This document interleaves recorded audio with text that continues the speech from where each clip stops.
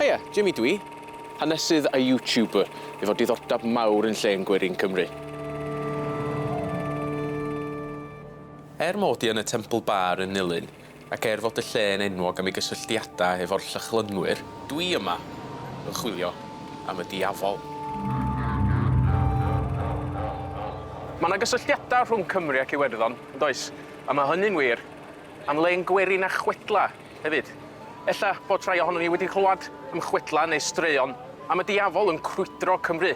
Mae yna sôn amdano fo'n adeiladu pontydd, yn gadael ôl ei droed neu'n ista ar gorn simdda. Ond yn Nulyn, mi oedd hi'n stori wahanol iawn.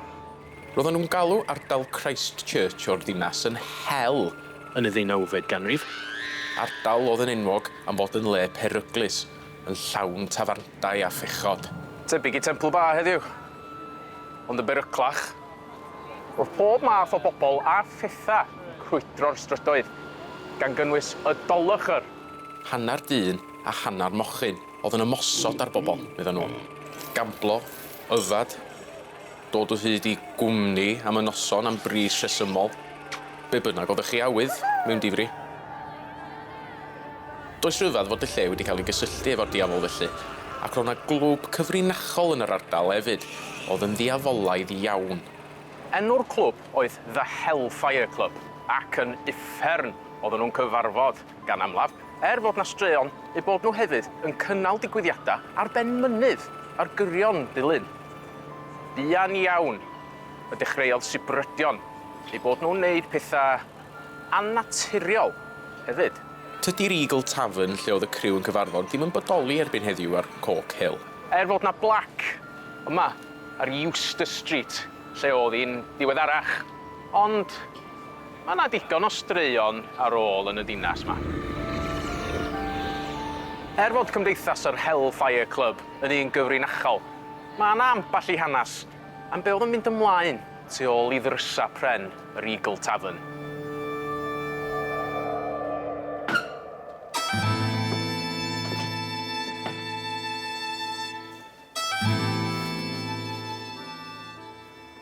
Ym mhob cyfarfod,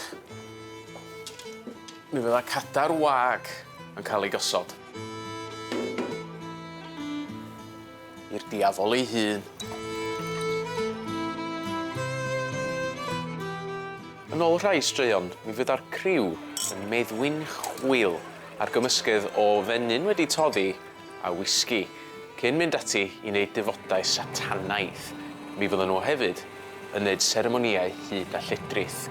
A roedd sôn hefyd i bod nhw'n aberthu anifeiliaid a phobl, ond ar ben y mynydd oedd hynny'n digwydd, dim yn y dafarn. Diolch byth.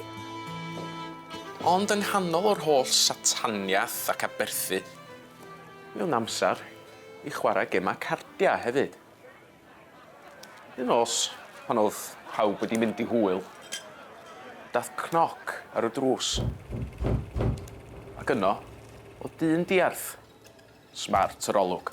Fe gafodd o wahoddiad i ymuno yn y gêm gardia o gwmpas bwrdd. Nath neb feddwl bod dim o'i le, tan i un o'r criw o llwn cerdyn a phlygu lawr i'w godi o dan y bwrdd, a gweld bod y dyn diarth heb sgidia. Na thraed. Fe oedd o dan y bwrdd oedd carnau gafr. Nid dyn diarth oedd hwn, ond o gŵr drwg, y Diafol ei hun wedi dod draw o'r diwedd. Pan welodd y criw pwy oedd yno efo nhw, fe ffrwydrodd y Diafol i belen o dan a diflannu drwy'r to. Tybed be fyddai wedi digwydd tysa fo wedi dal ati i chwarae, a'r criw wedi colli. Ond cofiwch, os fyddwch chi yn Iwerddon neu Gymru, wynab yn wynab efo'r Diafol, mae yna sawl stori am bobl yn ei dwyllo fo ac yn dianc. Felly mae yna obaith i chi. Ond, ella na i aros i ddiwawrio cyn cychwyn yn ôl i Gymru fach. Dos wybod pwy fyswn ni'n gyfarfod ar y ffordd ar noson fel heno.